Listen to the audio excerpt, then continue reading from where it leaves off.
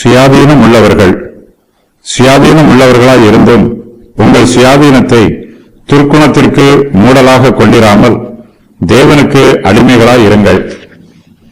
கர்த்தர் நம்மை அடிமைத்தனத்திற்கு அழைக்கவில்லை, அவர் நம்மை சுயாதீனத்திற்கே அழைத்திருக்கிறார். கர்த்தருடைய பிள்ளைகளாக நாம் சுயாதீனம் உள்ளவர்கள். ஆனாலும் எல்லா விஷயங்களிலும் நமக்கு சுயாதீனம் இல்லை. கர்த்தர் நமக்கு கொடுத்திருக்கிற கடமைகளை கட்டாயம் நிறைவேற்ற வேண்டும். நாம் விரும்பினால் நம்முடைய கடமைகளை செய்யலாம், விரும்பாவிட்டால் நம்முடைய கடமைகளை செய்ய வேண்டிய அவசியமில்லை என்னும் சுயாதீனத்தை கர்த்தர் யாருக்கும் கொடுக்கவில்லை. நாம் கர்த்தருக்குள் சுயாதீனம் உள்ளவர்களாய் இருக்கிறோம். அதே வேளையில் நாம் தேவனுடைய பிரமாணத்திற்கு கீழ்ப்படிய வேண்டும். மனுஷருடைய கட்டளைகள் யாவற்றுக்கும் கர்த்தர் நிமித்தம் கீழ்ப்படிய வேண்டும். மேலான அதிகாரமுள்ள ராஜாவுக்கும் அவரால் அனுப்பப்பட்ட அதிகாரிகளுக்கும் நாம் கீழ்ப்படிய வேண்டும்.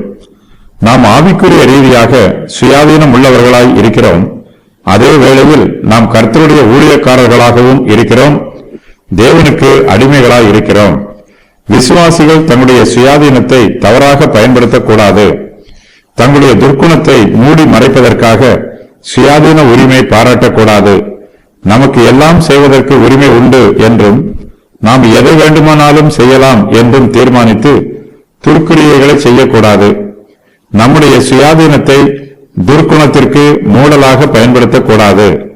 கர்த்தர் நமக்கு கொடுத்திருக்கிற சுயாதீனத்தை தவறாக பயன்படுத்தி விடாதவாறு மிகுந்த கவனத்தோடும் எச்சரிப்போடும் இருக்க வேண்டும். தாங்கள் தேவனுக்கு மட்டுமே கீழ்ப்படிய வேண்டும், வேறு யாருக்கும் கீழ்ப்படிய வேண்டியதில்லை என்று யூதர்கள் நினைத்தார்கள். இதனால் ரோம பேரரசிற்கு எதிராக தாங்கள் கலகம் பண்ணியது சரியான செயலே என்று யூதர்கள் எண்ணினார்கள்.